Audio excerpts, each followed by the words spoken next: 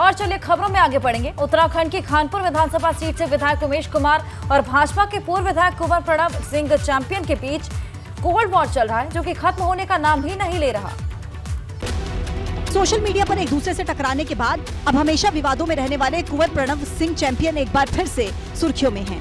कुंवर प्रणव सिंह का एक बार फिर शर्मसार कर देने वाला वीडियो सामने आया, जिसमें उन्होंने खानपुर से विधायक उमेश कुमार के परिवार के लिए अमर्यादित शब्दों का इस्तेमाल किया। कमलेश जी, तुम्हारी माता जी जब तीतरों में नर्स थी तो तुम्हारे तथाकथित पिता जगदीश उनको भगा करके लाए थे और कहाँ रहे थे? मिलक दादरी में। जगदीश जी जो तुम्हारे फादर, अब फादर की बात आ गई तो वो देखना पड़ेगा भाई, कितने बाप हैं तुम्हारे?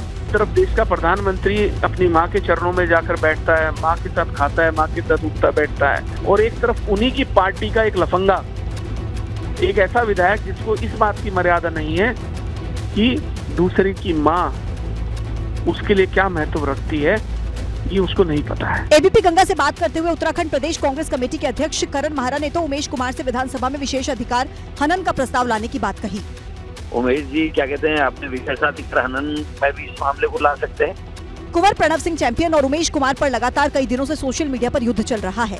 दरअसल हरिद्वार की जिस खानपुर विधानसभा सीट से उमेश कुमार निर्दलीय विधायक हैं, वो कभी प्रणव सिंह चैंपियन का गढ़ हुआ करती थी। 2022 के विधानसभा चुनाव में उमेश कुमार ने निर्दलीय उम्मीदवार के तौर पर ताल ठोकी थी और प्रणव सिंह चैंपियन की पत्नी को हरा दिया था। तभी से प्रणव सिंह चैंपियन और उमेश कुमार के बीच सियासी रार चल रही है। सपा प्रमुख अखिलेश यादव ने रविवार को आजमगढ़ का दौरा किया और वहां उन्होंने कई कार्यक्रमों में शिरकत की।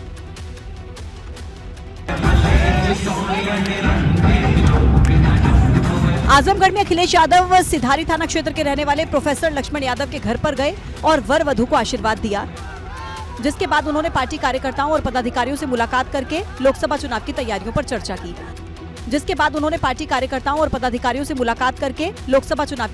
चर्चा की। गौरतलब है कि आजमगढ़ सपा का मजबूत किला रहा है। यहाँ से मुलायम सिंह यादव और खुद सपा अध्यक्ष अखिलेश यादव सांसद रहे हैं, लेकिन इस बार अखिलेश का ये आजमगढ़ दौरा खास है। दरअसल अखिलेश यादव हाल में खत्म हुए निकाय चुनाव में सपा प्रत्याशियों के लिए प्रचार करने नहीं गए थे। इससे पहले भी 2022 में लोकसभा चुनाव में पार्टी प्रत्याशी धर्मेंद्र यादव के लिए उन्होंने कोई रैली नहीं की थी।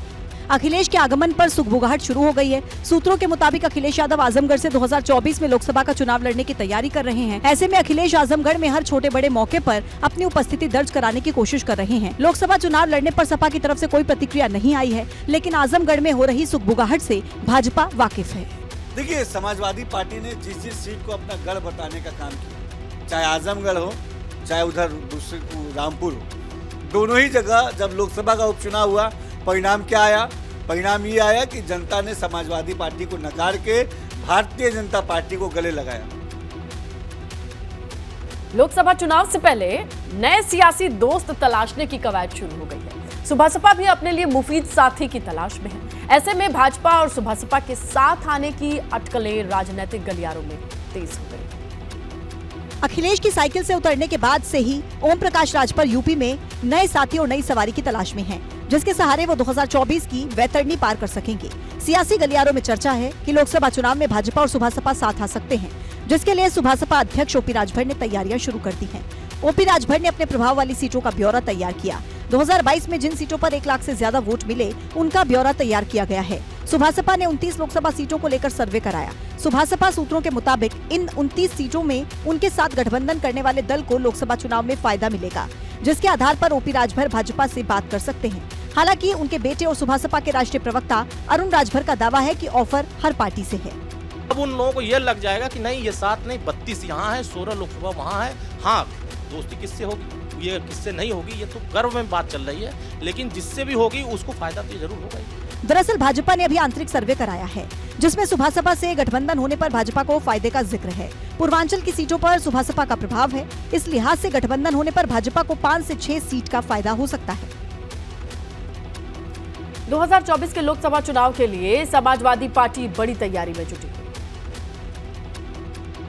सपा का पहला शिविर लखीमपुर खीरी में आयोजित किया जाना है, जिसके लिए पार्टी यूपी के हर जिले में कार्यकर्ता सम्मेलन का आयोजन करने वाली है और हर जिले में खुद पार्टी अध्यक्ष अखिलेश यादव शिरकत करेंगे। सपा का पहला शिविर 5 से 6 जून को लखीमपुर खीरी में आयोजित किया जाना है, जिसके बाद 9 से 10 जून को सीतापुर के नैमिषारण्य में प्रशिक्षण शिविर होना है। इसके अलावा लोकसभा क्षेत्रों की आंतरिक बैठक की शुरुआत भी 15 जून से होगी। भाजपा के बाद सपा ने भी यूपी की सभी 80 सीटों को जीतने का टारगेट रखा है।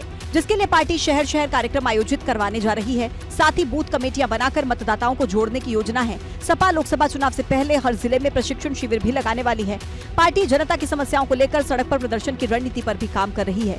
सबसे अहम, सपा लोहियावादियों और अम्बेडकरवादियों को एक मंच पर लाने की तैयारी में है, तो मुस्लिम यादव समीकरण को फिर से मजबूत कर लोकसभा चुनाव में उतरना चाहती है।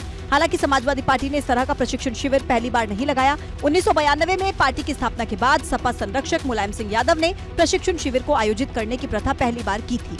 तब से ये प्रक्रिया जारी है। 2019 में चाय पर चर्चा सुर्खियों में थी और इस बार टिफिन पर चर्चा हो रही है। मिशन 80 को साधने के लिए भाजपा ने टिफिन अभियान शुरू कर दिया। रूठे कार्यकर्ताओं को मनाने के लिए लंच बॉक्स से बूस्टर डोज दी जा रही है। ये तस्वीरें भाजपा के उसी टिफिन अभियान की हैं। गोरखपुर में सीएम योगी ने जिसका आगाज किया। देखिए, तमाम कार्यकर्ता हाथों में टिफिन उठाए कैमरे पर दिखा रहे हैं। यूपी की सभी 80 सीटों पर जीत दर्ज करने के मकसद से सीएम योगी ने कार्यकर्ताओं को जीत वाला मंत्र दिया। साथ ही टिफिन बैठक में सरकार के कामकाज के बारे में कार्यकर्ताओं के साथ बातचीत भी की। गरीब कल्याणकारी योजना है। आज किसी गरीब को इस बात की चिंता नहीं होगी कि शाम को क्या खाएंगे। प्रधानमंत्री गरीब कल्याण अन्न योजना उसके लिए है। बैठक के लिए सभी कार्यकर्ता अपने घर से टिफिन लेकर आए थे।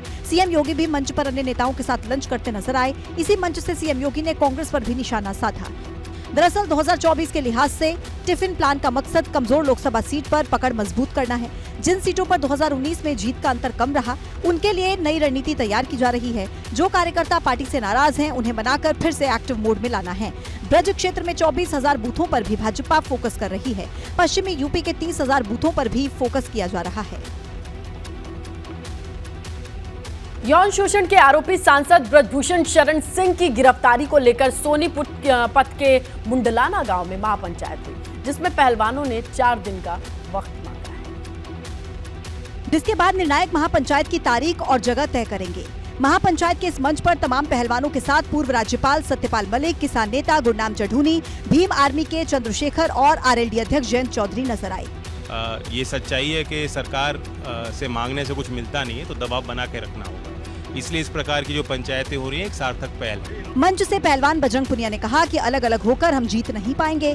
सभी संगठनों से अपील है कि एक हो जाएं। हम एक महापंचायत रखेंगे, उसमें बड़ा फैसला करेंगे। उसके लिए 3 से 4 दिन का वक्त चाहिए। 3 से 4 दिन में हम वो जगह डिसाइड करके आप लोगों को बता देंगे कि वहाँ पे पंचायत रखी जाएगी और वहाँ पे सभी इकट्ठा होके हम वहाँ से जो निर्णय लेंगे वो हमारी बहन बेटियों की इज्जत और मान सम्मान की लड़ाई के लिए वो और मजबूती के साथ आगे बढ़ेंगे। मंच से खिलाड़ियों की पंचायत का ऐलान। जल्द ही तारीख और जगह तय की जाएगी। 3 से 4 दिनों के अंदर जगह और तारीख तय होगी। यानी सोनीपत की महापंचायत का नतीजा यही है कि आने वाले कुछ दिनों में खिलाड़ी एक नए मोर्चे के साथ मैदान में उतरने वाले हैं, जिसमें तमाम खाप पंचायतों और राजनीतिक दलों को एक मंच पर एक साथ लाएंगे।